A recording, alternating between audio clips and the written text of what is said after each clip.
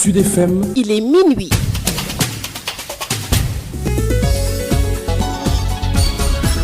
Aïssatou Gueye-Ba. Bienvenue à vous dans ce 0 heure. Après le décès de Seyda Mariama Niasse, fille du vénéré Cheikh al-Islam, elle sera inhumée demain après-midi à Medina Baye, dans la commune de Kaolack. La décision a été annoncée à la radio locale Al-Faïda FM par Serigne Maï Cissé, porte-parole de la cité religieuse de Medina Baye. Mariama Niasse à l'état civil, Seyda Mariama Niasse est venue au monde le 24 décembre 1932 à Kossi, localité située à 9 km de la commune de Kaolack.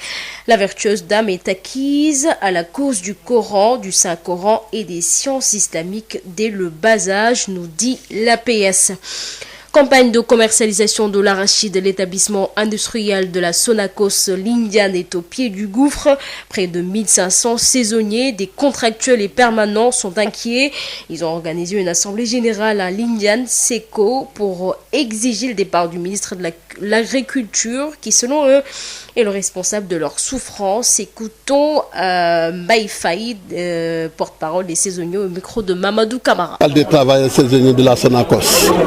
Donc il y a un effectif de 1600 et quelques saisonniers. Un mois, 15 jours de campagne. On ne parvient même pas à avoir 200 tonnes. C'est du désarroi total. C'est pourquoi aujourd'hui on s'est mobilisé en demandant aide au président de la République, M. Macky Sall, de parler avec ses ministres, le ministre de l'Agriculture, le ministre du Commerce, le ministre des Finances, à nous assister moralement, matériellement et financièrement. Parce qu'on ne veut pas partir par la mer, la clandestinité, l'immigration clandestine. C'est plus que difficile. Parce qu'aujourd'hui, là où nous sommes, 1600 et quelques jeunes qui ne travaillent même pas. Je ne dis pas la famine, mais la 17. Parce que le soir, arrivé dans quelques maisons, on ne voit pas le feu. Là où nous sommes, dans le Sine et le Saloum, on ne parvient même pas à respecter les 3 repas. Ce qu'ils disent, c'est faux. C'est archi faux. C'est de la politique politicienne. Et on doit se méfier de cela. Je vous dirais que Modjagne Fada, aujourd'hui c'est un homme de défi. On est tous sénégalais. On était là en 2002. Là où on passait Modjagne Fada, les ministères et autres, pour ne pas citer que cela, la santé, l'environnement et autres, c'est un homme de défi. On l'a aidé. Le président l'a donné 1 milliard et plus cher pour faire les TFC, les travaux de fin de campagne. Il l'a fait. Mais avec les milliards qu'on a injectés, et on ne parvient même pas à avoir des graines au profit des étrangers. C'est honteux pour le Sénégal. Et on dit c'est la loi. Mais pourquoi les étrangers nous forcent à faire quoi qu'il en soit? Parce qu'il prend chez les Chinois, les exportateurs. Il n'a qu'à donner ça à Modjagne Fada pour qu'ils alignent avec eux. Et on fixe le prix là-bas. Parce qu'aujourd'hui, si la Sonacos amène le prix de kilo d'arachide à 320, les Chinois vont augmenter. Les sociétés n'ont qu'à prendre ce qu'ils veulent. Et après, ou bien on est fils de paysans. On doit s'aligner. Et on fixe le prix là-bas à 320. On arrête les Chinois jusqu'à les Sénégalais et satisfaction. Et puis d'ailleurs, les femmes des travailleurs permanents, temporaires et saisonniers ont brandi des pancartes pour demander au président de la République Macky Sall d'agir vite pour sortir la Sonacos de ses difficultés. Elles étaient venues de Sibassor, de Kaolack et de Gandiaye pour manifester leur mécontentement. Des ménages se sont disloqués, leurs enfants sont exclus de leurs écoles et n'arrivent plus à assurer les 3 repas, disent-elles. Reportage Mamadou Camara.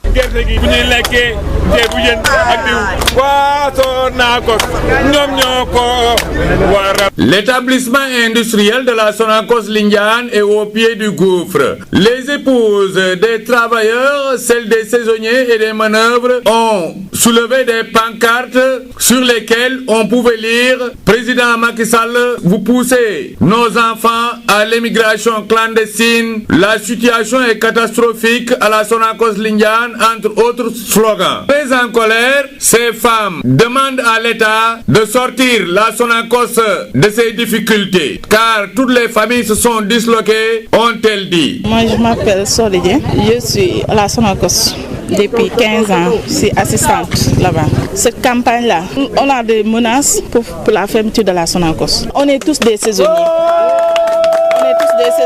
On est des mères de famille, on est des pères de famille. On gagne de l'argent pour payer la scolarité de nos enfants. Je m'adresse à Macky Sall. Tous les ménages sont tombés. Il y a des femmes même qui menacent de rentrer 16 heures. On a 1 mois de campagne. On a 3 camions, 4 camions pour la Sonacos. Je m'adresse à Macky Sall aussi, qu'il aide Diagne Fada. Je veux que Macky Sall aide Diagne Fada. Il a amené beaucoup de choses à la Sonacos. Ça évolue, ça menace les ménages. On ne paye pas les scolarités, on n'arrive même pas à manger. Si ça continue, ils vont prendre les pirogues, oui. Moi, je fais un appel au président de la République. Je l'encourage aussi, Mamadou Diagne Fada. C'est un DG qui nous soutient et c'est un homme de défi. Moi, je le crois. Personnellement, je crois à Mamadou Diagne Fada. Une campagne de commercialisation très chaotique et douloureuse pour ces huiliers et leurs familles qui ne savent plus à quel saint se vouer. Des familles qui aujourd'hui n'ont que leurs yeux pour pleurer.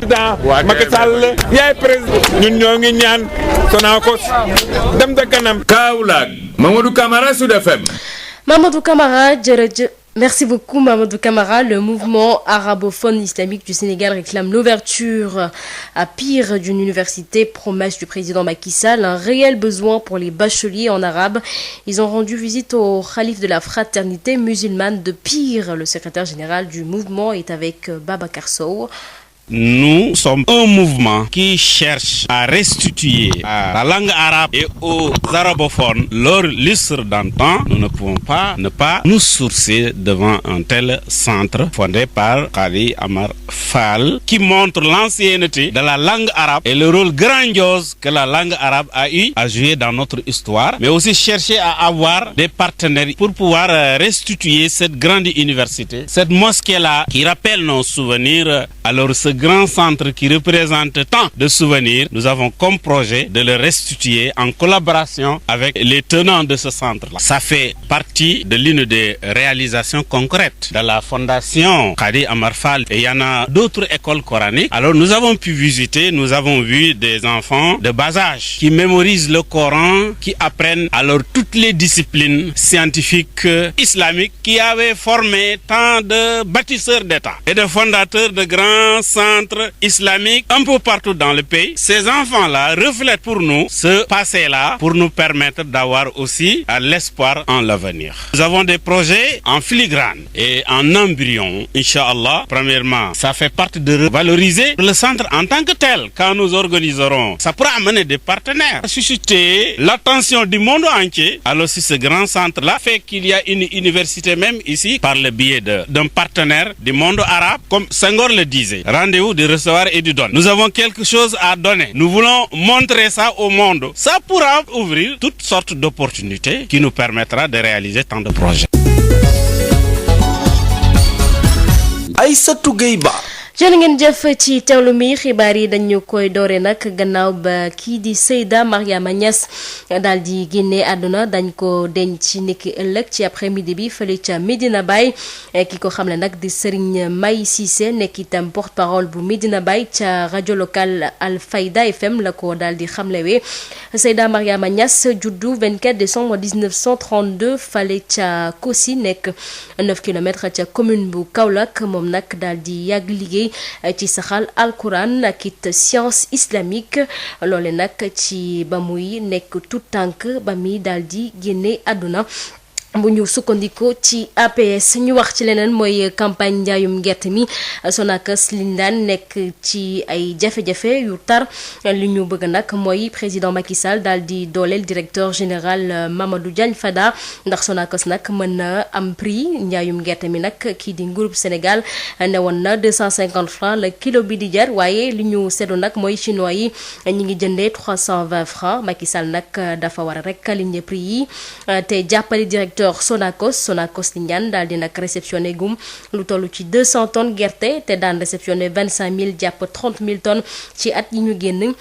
Adama Gaye mooy porte-parole saisonnier yi ñu tellu ko ci micro Mamadou Camara. maa ngi tudd Adama Gaye nekk ab saisonnier fii ci Sonacos Lindane. tey Sonacos Lindane dana doon toll jamono mi réceptionné 25 000 ba ci 30 000 tonnes. tey ngeen ñëw fekk fi 200 tonnes. fii ci Sonacos Lindane 1500 saisonniers Sonacos da koy jël. tey nag ñu ngi toll ci fukki nit ak ñeent leen jël ci réception bi. nga xam ne seko bu nekk da nga ci doon def juróom-ñaar fukki nit ak juróom 8 heures de temps laa la wax. fukki nit ak ñeent leen jël réception production Sonacos buñ koy wax buñ seet ci village environnement bi Sonacos mu ngi ba ca bëti saalumi réew mi tey transporteurs yi nga gis opérateurs yi seen chauffeurs yi am na ñoo xam ne campagne Lindiane la ñuy liggéey ñooñu liggéey ñu nga toog borom restaurant yi nga doon xool fii jamono yi ñu doon toog fii tey 400 camions attente da doon nekk fii Lindiane borom passion yi nekk fi di jaay valeur yi 2 millions da doon des fii suñu gox Macky Sall ñu ngi koy ñaan en tant que suñu président technicien ngay jox wàllu agriculture tey nekk ci internet bi ci Facebook ñu calculer ay fausse poids teg ko ci deri Macky daf ñoo naqari campagne bi liñ déclaré 1,8 million tonnes amul kooku laa bëgg ministre bi xam ko y a des opérateurs yoo xam ne tey dañuy ñëw ku mel ni Lindiane Jardin ñu indi fi camion 20 tonnes li ci des ñu compensé ko xaalis def ay fausse prix ne poids nangam am na vraiment dañu bëgg ay gars yi compétents Macky Sall en tant que président Sonacos Lindiane siège boobu ñu nekk ay techniciens ñu ngi fa ñu xam gerte filière arachidienne yaa ngi ko jox borom gerte. Ministre de l'agriculture et de l'équipement rural mathématicien la. non xamul ci mbéy dara parce que mbéy da ngay xam konko ak soox-soox ministre bi da ngay xam soox-soox ak konko ak ileer mais toog biir ci climatiseurs yi ma am ay techniciens yoo xam ne dañoo tayal fi mu ne loo soxla rek information vraiment ci net bi ñu jox la ko kon fausse estimation lañ def ñu koy ñaan en tant que président Sonacos ci njabootam la bokk Macky Sall ay citoyens ñoo nga dooleel directeur général Mamadou Diagne Fada ndax Sonacos am prix en tant que ministre tutelle réew dafa am charte boo déclaré prix ne 250 francs corps étranger gan keneen yëpp dañ ko war a respecté tey jii nag njaaxle boobu lañ am ba chinois yi ñëw devancé tey di jënde à 320 francs kon na nga war a xam ne pour Macky Sall pour mu valoriser affaire bi mooy mu aligné ne Mamadou Diagne Fada 285 yi nga doon jëndee neen la compenser dara nga jëndee à 320 francs loolu mooy suñu problème loolu la ñu wax Macky Sall mu bàyyi ñu ci xel dimbale Mamadou Diagne Fada mu aligné en tant que directeur général. soxnay saisonnier yooyee sax sonn moo tax ñu daal di wàcc ci tali mi yor seeni pancarte ne rek président Macky Sall faaw mu def li war ngir mën leen a jëlee ci tolof yooyee ñooñee nag daal di def seeni délégation jóge ba Sibassor Kaolack wala sax Gandiaye ngir manifester Mamadou Camara. c'est les jàmbaar ñee béykat ñoom ñooy béy gerte gi bu ñuy lekkee ceebu jën ak diw waa Sonacos ñoom ñoo ko waral. Sonacos Lindiane ci buntu kàmb gi la nekk campagne njënd ak jaam gerte boo xam ne bi mën nañ ko gam-gam lekk doxinu kakatar soxna yi liggéeykat yi soxna yi permanent yi contractuels yi ak manœuvre yi ñoom kat yëkkati woon nañ ay pancarte ñu mënoon caa liir président Macky Sall yow yaay puus suñu doom yi ñu jël yoonu Barça wala Barsaq président Macky Sall mbir mi doy na waar ca Sonacos. man maa ngi tudd Fat Diagne dëkk Sibassor sama borom kër Lindiane lay liggéey boo gisee ñun jigéen ñi ñu mobiliser ñëw taxaw fii ci seko Lindiane bi jigéen bu borom këram liggéeyul moom ci boppam mooy gën a sonn ci kër gi gerte gi bu ko chinois yi jëndee yóbbu ko suñu borom kër yi du ñu liggéey te bu ñu liggéeyul jafe-jafe am na léegi nag ñuy ñaan président de la république mu jàppale ko di ñaan ministre yi nga xam ne nii ñoom ñoo nekk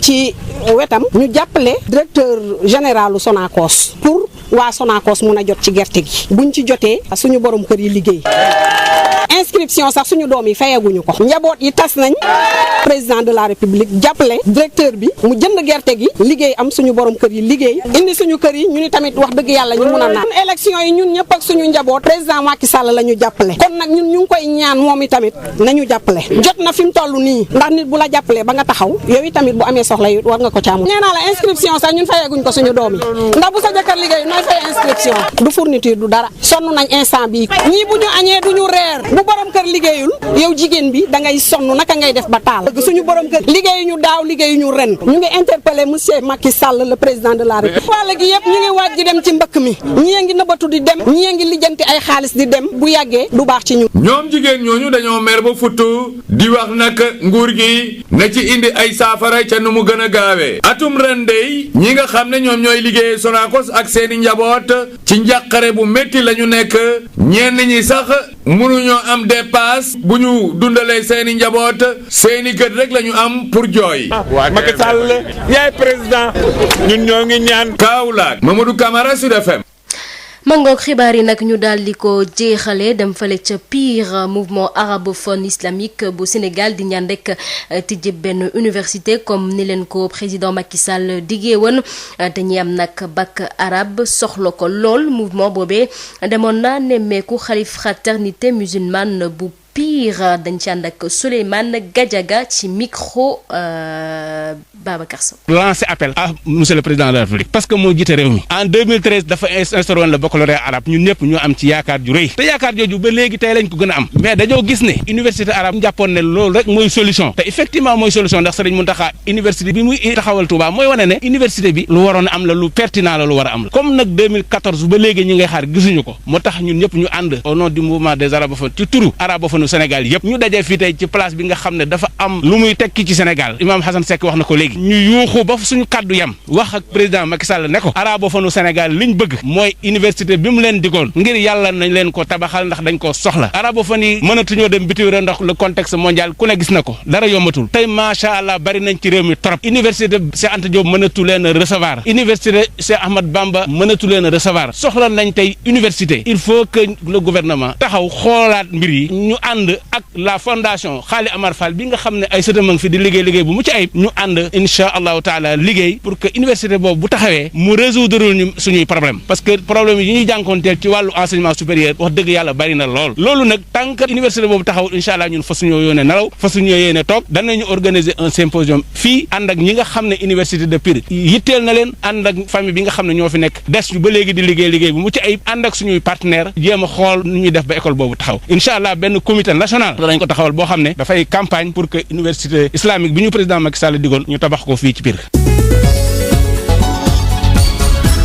Aïssatou Gueye Ba. mbokk yi fii la xibaar yi buuree di leen jaajëfal bu baax ci seen onde beeg seen rajo di fi taataane xibaar yi Aïssatou Gueye Ba moo nekkoon ci kàddu gi di gërëm bu baax a baax kii di Pape Abdoulaye Dieye moom mee fare woon ci machine bi ñu fananta